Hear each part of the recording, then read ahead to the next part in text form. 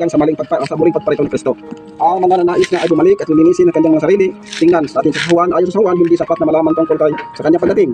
Ang masasalita at mangaral tungkol dito upang matamo ang kurunang katwiran, dapat natin itong itanim sa ating puso't hangarin. Kaya wala pong makakaalam sa ating pagbabalik ng Panginoon, sino man sa atin, lagi ang Panginoon naman nakakaalam. Kaya dapat natin ipaghanda ang ating mga sarili, ang buhay natin, dahil sapagkat walang sino man sa atin nakakaalam din sa buhay natin kung kailan po tayo kukunin ng Panginoon.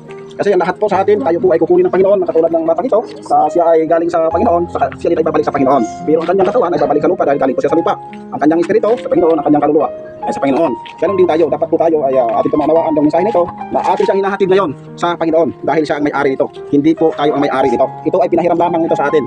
Kaya ngayon, ibabalik natin ito sa Panginoon. At siya ngayon ay makakapiling na ng Panginoon. Kaya yan po yung ibig sabihin na ano man yung mga bagay na hindi man natin gusto at talagang masakit man sa puso natin, kailangan natin tanggapin dahil ang kamatayan na ito ay ito yung kaparaanan ng Panginoon para makapagtanong sa ganang buhay ng tao. Ito po yan, lahat po tayo ay mawala, lahat po tayo ay mamatay. Lahat po tayo ay magdadanas ng ganito kalagayan. Pero ito ang nanais ng Panginoon dahil ang bawat isa walang nais sa atin. Dahil yun ang nais para tayo ay makapiling ng ating Panginoon. Kaya yun lang mga kapatid, ay mga ano natin ang ating mga damdamin, yung mga kapitatiran, yung mga masasakit man ng ating nararanasan ngayon. Tanggapin po natin dahil wala po tayong magagawa dahil ito ay kalooban ng ating Panginoon. Kailangan natin siyang balik sa kanyang piling. Kaya yan lang po, maraming salamat Panginoon sa mga oras na ito. Salamat aming sahih, Panginoon, Lord, sa aming Panginoon na pagbulay-bulayan. Panginoon, sa mga oras na ito, nabigay po Panginoon ng pangunawa, kalakasan. Panginoon, anuman mga sakit at karamdaman, Panginoon, sa Lord, sa pagdaramahati. Panginoon, ikaw, Panginoon, Lord, na nagbigay po Panginoon ito ng kakayanan sa Panginoon. Maraming salamat, Panginoon. Amin ito, Panginoon, Lord, ibinabalik sa iyo, Panginoon, Lord, si Baby Lord, sa Panginoon, dahil ito ito'y sa iyo. Panginoon, Lord, ibabalik namin ito sa iyo po, Panginoon, at kayo na po, Panginoon, Lord, ay magkarit po sa kanya. Panginoon, maging sa kanya mga magulang po, Panginoon. Dalangin ko na maging malakas sila, Panginoon, Lord, at tanggapin nila po, Panginoon, Lord, ang mga nangyaring ito po, Panginoon, Lord, at bigyan mo sila ng sapat na kalakasan po, Panginoon, Lord. Kaya, Lord, maraming salamat, Panginoon. Pinupuri kita, pinapasalamatan kita sa kanyang pangalan ng Jesus. Amen.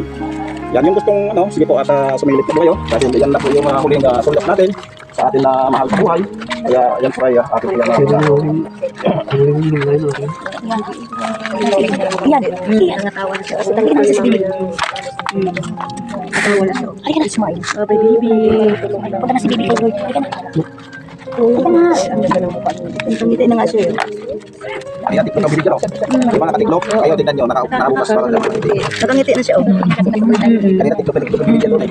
Kanina ba nangiti na siya? Naramdaman din niya na Lahat na mga kapatid na magulang, kaya Panginoon natin. Pag ano na siguro pagka kinakabuhan. Okay na. Sige po, okay na po, okay na sa inyo. Okay na lahat. Sige po, at hindi na sa mga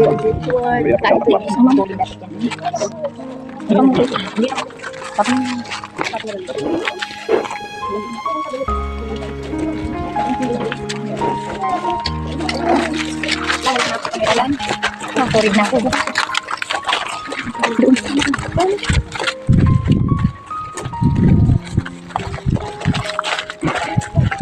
Uy, layo po. dapat kasi iniwan mo na yan dun. Hari.